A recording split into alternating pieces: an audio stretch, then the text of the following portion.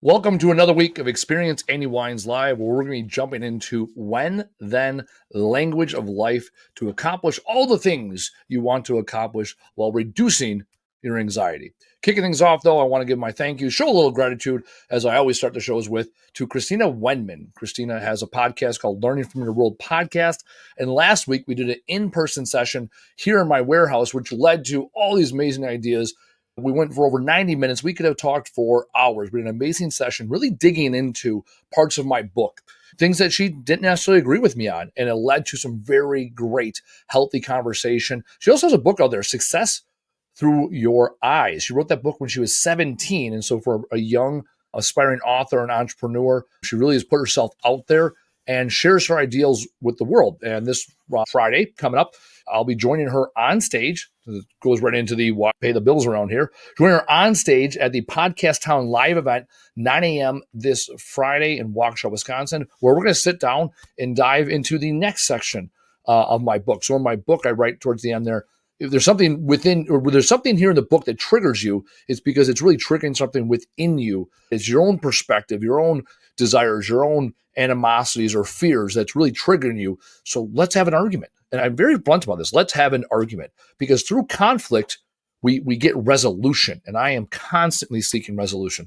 I tell people all the time, life is a contact sport. So get out there, make contact, create conflict, because then you get resolution. So that's what we'll be doing this Friday. So thank you, Christina, for having me on your podcast and being a willing participant to jump on board and join me live on stage in front of full audience. So I'm excited for that this Friday. All right, let's talk about when, then language. In my book, I talk about shit words that do not serve. And one of the words that I talked about in the book is the word if. And as my good friend Brad Herda always says, whenever someone says, if this happens, he says, if no, when this happens. I pull my book. I have my book readily available to me so we can talk about it. Brad Herda is also known for saying that hope is not a plan. In the book, you'll see that we talk about that hope is also not a plan. So when it comes to the word if, right, is a word wherein you have unlimited possibilities. What if this happens? What if this happens? What if this happens? Actually, I have on my board, I was talking to someone like 3-4 months ago, and it's still on my board to solve this question. It's what if I did versus what if I do, right? Because this word if, it's not concrete. I wrote the other day, I was at the beach yesterday. Went to the beach yesterday. That's my place, right? When I go to the beach, let's go to use when language. When I go to the beach, things in my life appear simpler. When I'm there, it makes a lot more sense. So I wrote, if is a matter of choice, when is a matter of time. So if we have unlimited choices, and we know from what Dr. Bill Crawford talks about, in life, there's three things you have to do. You have to be born, you have to die, and in between, you have to live. Everything else there is a choice. And so if is this, what if this happens, and what if this, and what if I do that? We'll make a choice. And then you shift from what if to when, to if this, to when this. And now it's a matter of time.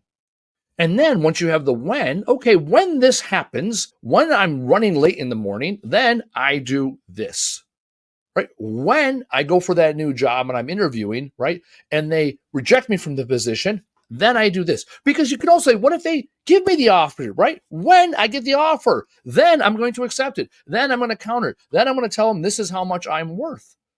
And what happens is nothing's actually changed. However, your anxiety is going to drop in that moment. Because instead of having these 150 arbitrary ifs, you start to have these logical whens. Often people come to me, especially entrepreneurs, and they say, what if this happens? And what if this happens? Wait, hold on. You've already made the decision to be an entrepreneur. How about when this happens? Because there's a certain level of predictability in this world. So when this happens, I'll do this. Yesterday, my assistant, Emmy, everyone knows, anybody that watches this show, listens to this show, knows that Emmy is awesome, right? So Emmy is coming up to Wisconsin for the first time ever.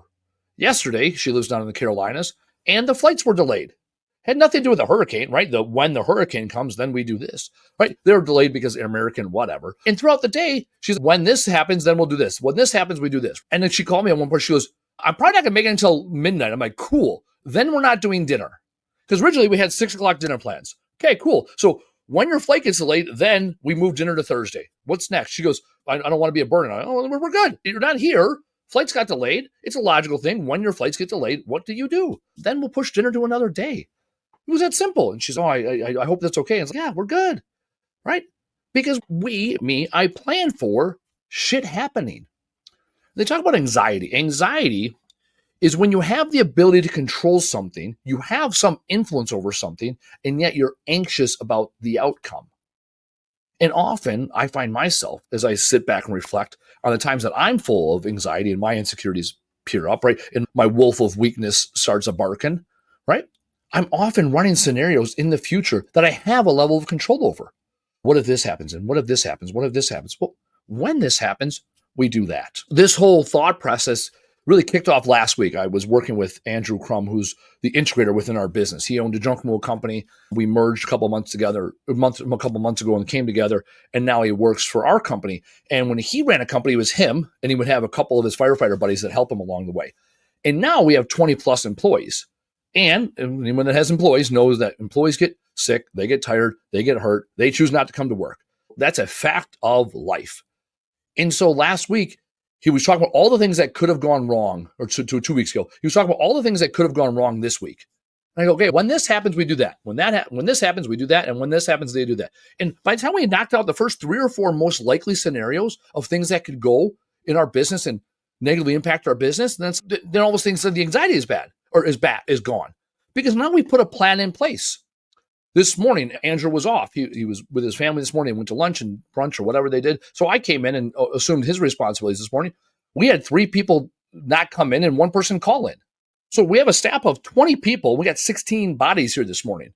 All right. And I'm like, okay, when that happens, this is what we do. We adjust this 1-day job that's like a day and a half job. Guess what? That just turned into a 2-day job, just like that. Because we wanted to have 10 people at that job. Guess what? We got 6 going. And that's the plan, right? So when people call in on a Monday morning, then this is what we're going to adapt. This is how we're going to adjust. And the plan was in place. There was no panicking. We ran the process. We ran the play. Last Friday, we had a job that was scheduled for 12 hours. They got it done in 6. Okay, when this job runs early, then we can do donation runs, right? When we schedule extra people on Saturday and everybody shows up, then we can work in the warehouse. It's really simple. So we've now eliminated, is it positive? Is it negative? Is it good? Is it bad? It's maybe. One of my mentors early in my career, Ray Gagnon, and I talk about this in my book, one of my favorite quotes of all time. He said this, he said, Andy, there's no such thing as good news or bad news, only new information and what you do with it. And then there's that old Chinese proverb where the Chinese farmer, he has a son, and the son, they have a horse, and the horse takes off. And his neighbors come by, oh, isn't that so bad? Your horse left. He goes, maybe. And then his son chases after the horse, and he gets the horse. And not only does he get the horse met up with other horses, and now he brings all the horses back. And all the neighbors come by, and they're like, oh, my God, isn't this so great? You have all these horses now. Well, Chinese farmer said, maybe. And then as the son is breaking in the new horses, one of the new horses bucks him off, and he breaks his arm. The neighbors come by, oh, your only son, broken arm, can't work on the farm. Isn't that so bad? He says, maybe. And then after that, the army shows up, and they're coming through the village, and they're taking all able-bodied men to go fight another war. And the son is there with a broken arm, and the army passes on him, and so he stays home with the father. And then all the villagers show up and said, isn't that so great that your son gets to stay home? And the Chinese farmer said, maybe. All along the way, he knows that, okay, this is only new information and what I do with it. He's responding to the situation already at hand because he's anticipating something else happening in the future. Here's the opportunity you have in your life. When that wolf of hate, of insecurity comes up a barking, right? When you're hungry, angry, lonely, tired, the old HALT we talked about in one of the first episodes, hungry, angry, lonely, tired, when you're not operating optimally, right? Then you get to choose how you respond. In the book, 4 Agreements, the 4th agreement talks about always doing your best. And your best is different every day because when you wake up every day, you are a whole new person. Some days your best is going to be great, and some days your best is going to be barely good enough, and yet it's good enough to get through the day. So when you make this agreement to yourself to put forth the best, and you understand that when things happen in life, then you can make adjustments, you now have the opportunity to pre-implant thoughts in your head before the stimulus comes a knocking. Because in life, you have two choices. When there's a stimulus, a situation occurring, you can choose to operate from your lower lizard brain, your fight, flight, and freeze, your fear-based reflexes, and you can react to the stimulus, which is typically the one piece of the whole situation. Or you can use your big, clear, creative brain, confident brain, and you can respond to the entire situation. What happens is we normally focus on the one thing, the one stimulus, the one thing that bothers us the most, the one thing that triggers us. We hear that often, that word these days. Oh, I got triggered. I call it getting twitchy. Sometimes I get twitchy, where there's that one thing I get twitchy about. And all of a sudden I'm having an emotional response, an emotional reaction, when the whole situation is going well or going all right or fine, good, great. And there's that one thing that just irks me. I allow that to take over sometimes. And when I put a thought into my head ahead of time, then I already have a predisposition. Maybe there's people, I went to the beach this weekend. There's a guy that I've known for years at the beach. I really don't like the guy. I don't particularly care for him. We don't have a lot in common. We have common friends. We're not buddies. When I leave the beach or go to the beach, I don't say hi and bye to him. Yesterday at one point, he was put on, we were the last two guys. There was four of us going to play, and these two guys were like, we'll play. And we're the last two that weren't playing. And I was like, okay, when I have the opportunity to play volleyball, then I play. Right? And I made that choice. I'm at the beach. I got a limited amount of time. I'm going to go play volleyball. And I know when I get on the court, him and I are going to beef. We don't get along great. I know he's going to say some things I don't care for. And so I decided when he says or does things that bother me, then I'm going to remember it's 72 degrees out. It's late September in Wisconsin, and I'm playing volleyball, and that's a pretty good place to be in my life. And so when he projected onto me, I didn't take it personal. Go back to the 4 agreements, right? The 3rd agreement, don't take things personal. I know him projecting had nothing to do with me. It had to do with him. So I didn't take it personal. And we ended up playing the game. We had a couple good hits, a couple good plays, a couple not so good plays, right? We lost the game. In the grand scheme of life, I got to play volleyball for 20 minutes on a beautiful day, right? And that's what I focused on because I pre-implanted in my head, when people irritate me, then I will remember that the way that they are projecting has nothing to do with me. When this particular person that I don't get along with says things that irritate me, then I'll choose not to react. I anticipate there's going to be people in life that aren't going to jive with me. I anticipate going through the day where things are not going to go as I predict. Then I can make a choice. Am I going to let this derail me the rest of my day?